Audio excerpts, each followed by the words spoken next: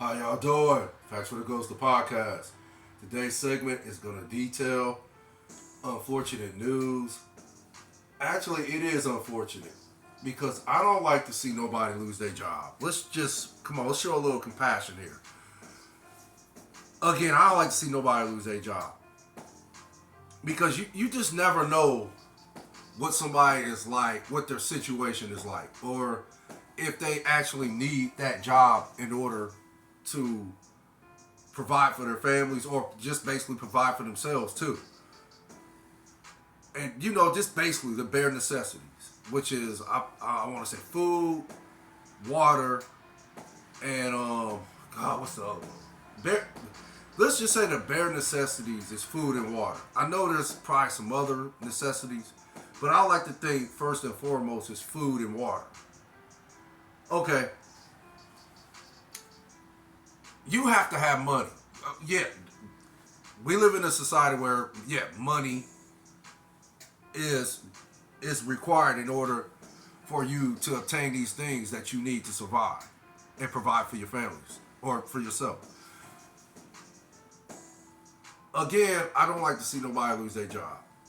But you also have to understand, when you're hired to do a certain job, you're expected to perform at a certain level. And it's not even a certain level. You are expected to perform at the highest level. I don't care what job it is.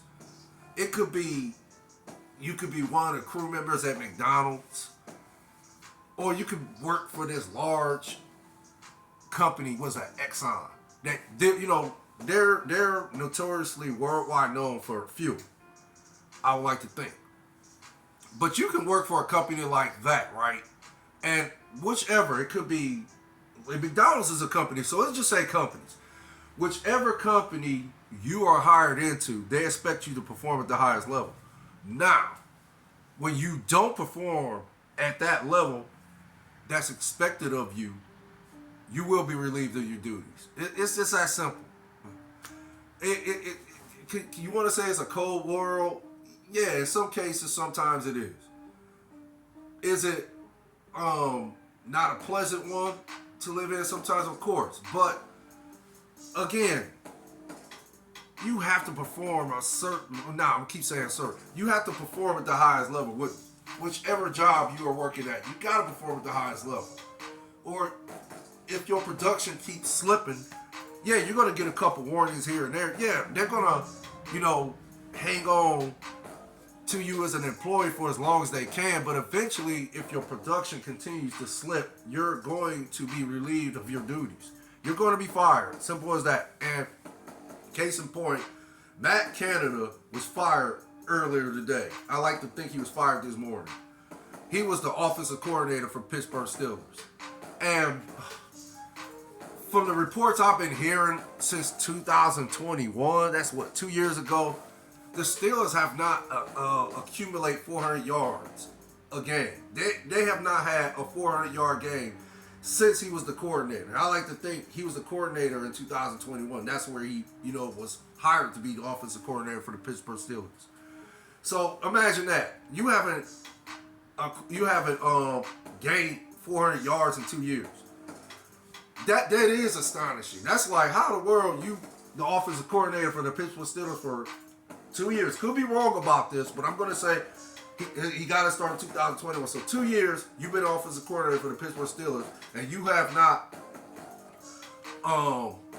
managed to put the Pittsburgh Steelers in position to at least have one 400-yard game in total yards. And it's like levels to why he was fired. I mean, in the last, what is it? The Pittsburgh Steelers record is 6-4, right? 10 games. Imagine this. All 10 games he's been outgained in total yards, right? So, basically it's just the production is not there. I'm just gonna have to say he's been inept for the past 2 years as far as the offensive coordinator for the Pittsburgh Steelers. Just inept. That's inexcusable. It's unacceptable. You cannot be an offensive coordinator in the NFL and have that type of production at that position. You just can't have that. You cannot get outgained in total yards 10 straight games. And miraculously, the Steelers are 6-4. They shouldn't even be 6-4, quiet as kept. But okay, we know why they're 6-4 because of Mike Tomlin and the defense. I already did segments on what type of head coach Mike Tomlin is and what type of defense the Pittsburgh Steelers have. I'm not going to get into that, but it's just been it should have happened. I want to say it should have happened probably 3 games ago because it was players complaining about how this guy is drawing up offensive sets and the lack of creativity to these offensive sets and how George Pickens is not being utilized in offense. Najee Harris is not being utilized in offense. And then the other gentleman, Jay Warren, who rushed for over 100-some yards against the Browns, how he wasn't even utilized in I want to say the fourth quarter. Let's say the fourth quarter he wasn't utilized as much. None of them was. Dante Johnson, that's another good receiver the Steelers have. None of these dudes was utilized on the offensive side of the ball for the Pittsburgh Steelers. So again, the players were complaining. I guess the last straw is when Najee Harris post game did the interview and he basically complained about how on paper we're 6-4 and that's a good record, but ultimately at the end of the day, it's basically we can't keep winning like this, if that makes sense. And for me, for a player to say that, that's kind of a sign that you're starting to lose the locker room. Now, I would like to think in its entirety, Mike Tomlin wasn't going to lose the locker room, if that makes sense. But the move had to be made to fire Mike Canada because the players he lost the players.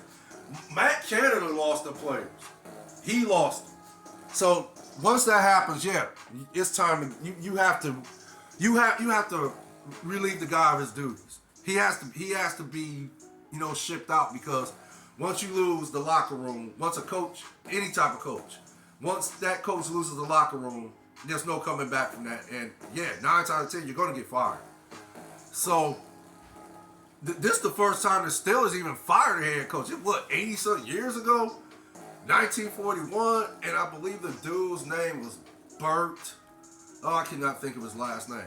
His first name was Bert, and 2 games into the season that year, they were 0-2, and he fired himself. He was like, half owner of the team or something like that, and I guess he was the head coach, but he fired himself because the Steelers went 0-2 that year. So, I mean, it's been coming. He should have got fired 3 games ago, in my opinion, but okay. Steelers fired him this morning, and again, we'll see what happens with the Steelers going forward. But that's all I have to report. Y'all take care. You stay blessed out there, you and your families. Facts from the Ghost to podcast. The likes I like. The views I appreciate more. Also, have a blessed Thanksgiving. Y'all stay safe out there. One love. Later.